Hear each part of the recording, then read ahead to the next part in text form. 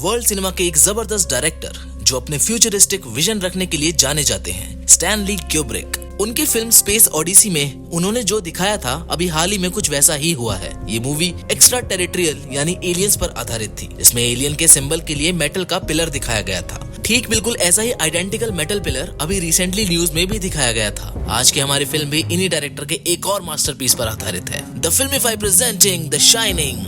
Shining को साल 1980 में रिलीज किया गया था। द शाइनिंग एक साइकोलॉजिकल हॉरर फिल्म है जिसकी IMDb रेटिंग 8.4 है। इस फिल्म का कुल बजट 19 मिलियन का था, जबकि इसने बॉक्स ऑफिस पर 47 मिलियन की कमाई की थी। इस फिल्म को फेमस डायरेक्टर स्टैनली क्यूब्रिक ने डायरेक्ट किया था। फिल्म के शुरुआती सीन में हम देखते हैं एक सुनसान पहाड़ी इलाके को जहाँ एक कार तेजी से कहीं जा रही है। अब हमें दिखाया जाता है कि जैक नाम का आदमी, जो कि पहले कभी स्कूल टीचर रह चुका है और अब राइटिंग करने की ख्वाहिश के लिए आइसोलेटेड जगह पर बने एक होटल ओवरलुक में केयर टेकर की जॉब के इंटरव्यू के लिए आया होता है। फिल्म की शुरुआत में ही आपको ऐसा लगेगा कि जैसे कोई शैतान आसमान में उड़ता हुआ नीचे अपना शिकार ढूंढ रहा हो। फिल्म में जैक के इंटरव्यू के अलावा दूसरे कैरेक्टर्स जो भी आते हैं सब एक दूसरे का इंटरव्यू ही ले रहे होते हैं। जैसे डैनी अपने इमेजिनरी फ्रेंड टोनी से बातचीत कर रहा होता है, डॉक्टर की टोनी और उसकी मदर वेंडी से बातचीत हो रही होती है। सब इंटरव्यू के जैसा ही फील कराते हैं, पर सच में वहाँ इंटरव्यू नहीं होता है। जैक को जॉब देने से पहले मैनेजर उल्मन ओवरलुक होटल की खून खराबे वाली हिस्ट्री जैक को बताते हैं कि कैसे इस होटल में पुराने केयरटेकर ने अपनी 2 जुड़वा बेटियों और बीवी को कुल्हाड़ी से काटने के बाद खुद को भी मार डाला था और ये होटल रेड इंडियन लोगों के कब्रिस्तान पर बना है। और जब ये होटल बन रहा था तब यहाँ रेड इंडियंस ने अटैक भी किया था। मैनेजर उल्मन जैक को होटल के काम के बारे में बताते हैं कि सर्दियों में यहाँ पर इतनी बर्फ गिरती है जिससे ये होटल सिटीज से कट जाता है। बर्फ इतनी गिरती है कि सड़क पर सिर्फ स्नोकैट जैसी स्पेशल गाड़ियां ही चल पाती हैं। स्नोकैट्स बर्फ में चलने वाली स्पेशल गाड़ियां हैं जिसे लगातार चलाना काफी कॉस्टली होता है।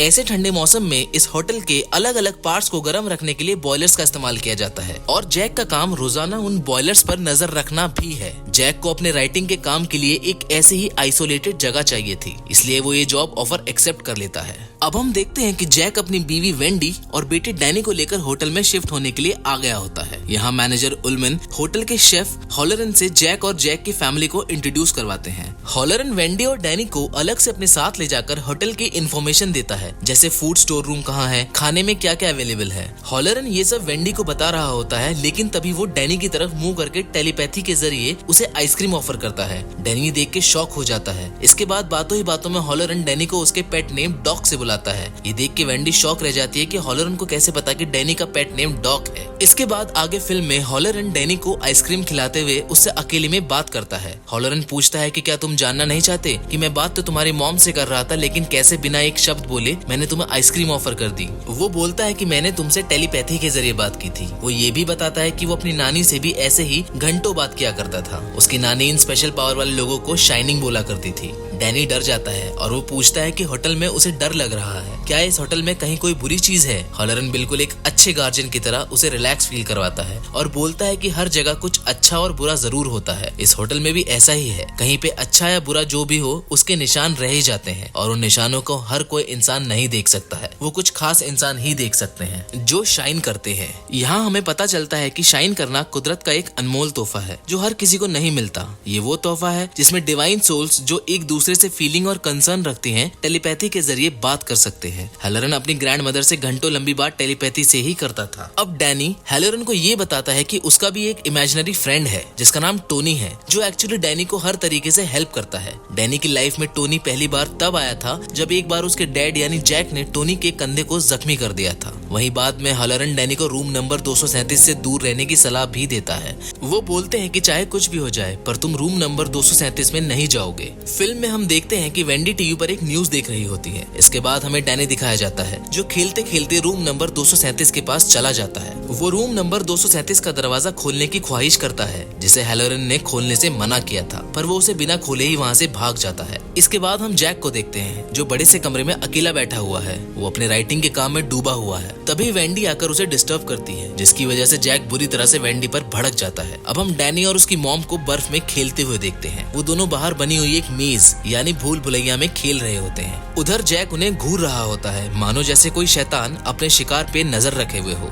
अब हम देखते हैं कि डैनी एक दिन होटल के कॉरिडोर में साइकिल चला रहा होता है और वो फिर से उस 237 रूम के बाहर पहुंच जाता है। वो फिर से एक बार उस रूम के दरवाजे को खोलने की कोशिश करता है, पर रूम लॉक्ड होने के कारण वो उसे खोल नहीं पाता है। वो जैसे ही वहाँ से जाने के लिए मुड़ता है, वो दो जुड़वा बहनों को देखता है जो कि इस होटल के पुराने वार्डन की बेटियां थी। ये वही वार्डन था जिसने अपनी पत्नी और अपनी बेटियों को मार दिया था। वो दोनों बहनें डैनी को अपने साथ खेलने के लिए बोल रही थी। डैनी डर के वहाँ से भाग जाता है। अब हम देखते हैं कि डैनी अपनी मॉम से परमिशन लेकर डैड के कमरे से अपना टॉय लेने जाता है। जैक क्योंकि अभी कुछ टाइम पहले ही राइटिंग के काम से थक के सोया है, उसकी मॉम परमिशन देने में आनाकानी करती है। लेकिन जब डैनी प्रॉमिस करता है कि वो डैड को बिल्कुल भी डिस्टर्ब नहीं करेगा, तो उसकी मॉम उसे परमिशन दे देती है। अब जब डैनी डैड के कमरे में पहुंचता है तो देखता है कि उसके डैड सोए नहीं है। डैनी बहुत डरा हुआ होता है। वो अपने डैड से बोलता है कि वो उसको और उसकी मॉम को कुछ कहेंगे तो नहीं ना। जैक डैनी को गोद में बैठाकर प्रॉमिस करता है और बोलता है कि उसे बिल्कुल भी डरने की जरूरत नहीं है और वो यहाँ बिल्कुल सेफ है। इसके बाद अगले सीन में हम डैनी को देखते हैं जो कि फिर से खेलते हुए उस रूम नंबर 237 तक पहुंच जाता है, लेकिन इस बार वहाँ का दरवाजा खुला हुआ है। डैनी उस कमरे के अंदर चला जाता है। इधर वेंडी बॉयलर रूम में काम कर रही होती है और तभी अचानक जैक के चीखने की आवाज आती है। जब वेंडी उसे नींद से जगाती है तो वो कहता है कि उसने आज तक इतना डरावना सपना नहीं देखा था। जैक बहुत ज्यादा डरा हुआ होता है। वो बोलता है कि उसने सपने में वेंडी और डैनी को कुल्हाड़ी से मार दिया। तभी वहाँ डैनी आ जाता है।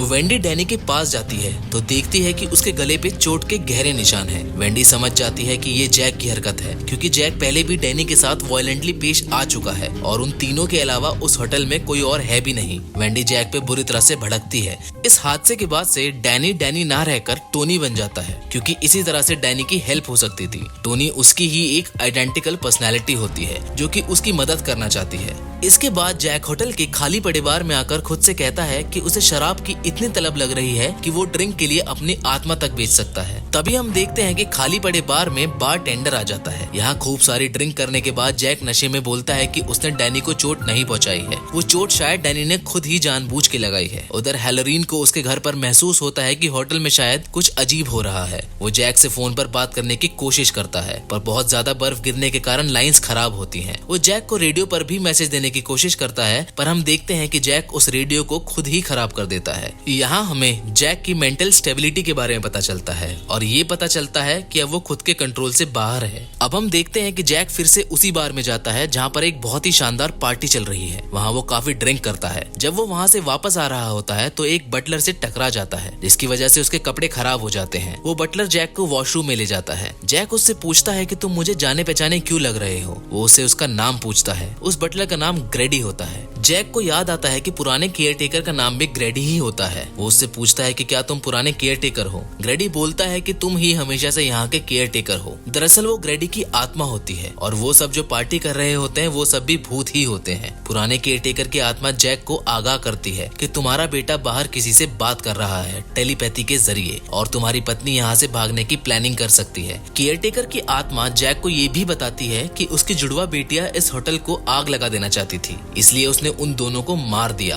और वो जैक को भी यही करने के लिए बोलता है। दरअसल हैलोरन को डैनी ने ही टेलीपैथी के जरिए ये मैसेज दिया था कि होटल में कुछ बुरा हो रहा है। इधर हैलोरन को पता चल जाता है कि डैनी की जान खतरे में है। वो भी डैनी की हेल्प करने के लिए होटल के लिए निकल जाता है। उधर डैनी अपनी माँ के पास आता है, जहाँ उसकी माँ को पता चलता है कि वो डैनी नहीं टोनी है। अब वेंडी अपने पति को देखने बाहर आती है। उसके हाथ में बेसबॉल का बैट होता है। उसकी नजर जब अपने पति की किताब पर पड़ती है तो उसे देखकर हैरान हो जाती है, क्योंकि उसमें सिर्फ एक ही लाइन हजारों बार लिखी होती है और वो लाइन होती है all work and no play makes Jack a dull boy. ये देखकर वो डर जाती है और तभी पीछे से जैक आ जाता है। जैक ये देखकर गुस्सा हो जाता है कि उसने उसकी किताब क्यों पढ़ी। यहाँ हम देखते हैं कि वो पूरी तरह से किसी और के कब्जे में होता है। जैक उसे नुकसान पहुंचाने ही वाला होता है, तभी वेंडी जैक को बेसबॉल के बैट से मार देती है। जैक बेहोश हो जाता है। वेंडी जैक को फूड स्टोर रूम में बंद कर देती है। वो जैक को बोलती है कि वो अपने बेटे को लेके यहाँ से जा रही है, पर जैक बोलता है कि तुम यहाँ से नहीं जा सकती हो, क्योंकि उसने रेडियो और स्नो कैट खराब कर दिए थे। वो पागलों की तरह